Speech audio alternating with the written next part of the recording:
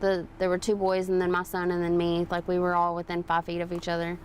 And then all of a sudden I get probably a foot away from the turning lane, and somebody had yelled, "Watch out." And so I looked to my left and there was a car there. And then the next thing I know, I'm on my back. My husband has my face, and like my face and my neck area. And then my friend April, who was sitting in her front yard watching the fireworks show, she had her hands on my belly and she was praying over the baby. And then there was another lady that was praying over me. And then April's husband was standing up and he was on the phone with 911.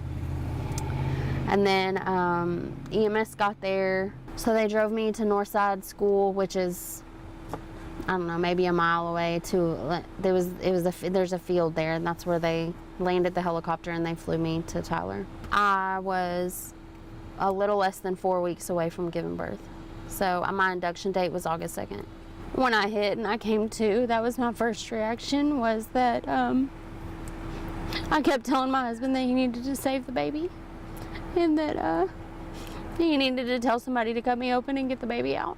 The whole 25, 30 minute, whatever flight it was to get here, the whole time he just kept circling around, and he wouldn't even look at me. And I think it's because he knew that nothing was there, and he just couldn't tell me, you know.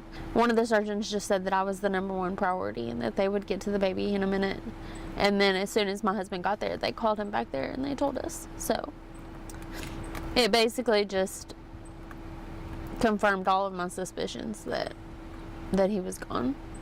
So they put me to sleep for my C-section, and then after that I was able to, for the entire time that I was in Tyler, I was able to have Beckham's body in the room with me so that I could have that time to spend with him. I was able to see what he looked like, and he literally looks like his older brother.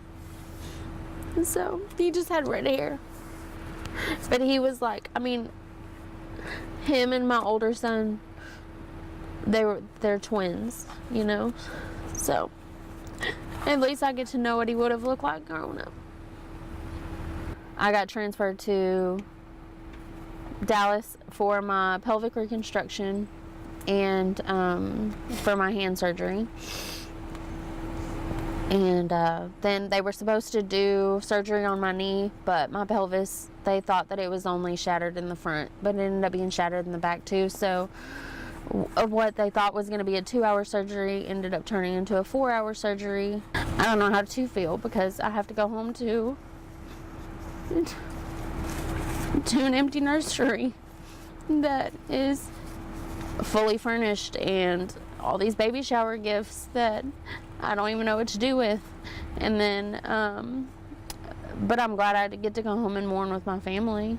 I don't know what I would be. I mean, I don't know how I would be if I was alone. Like, if I didn't have the support system that I have. Like, I don't think I would have made it.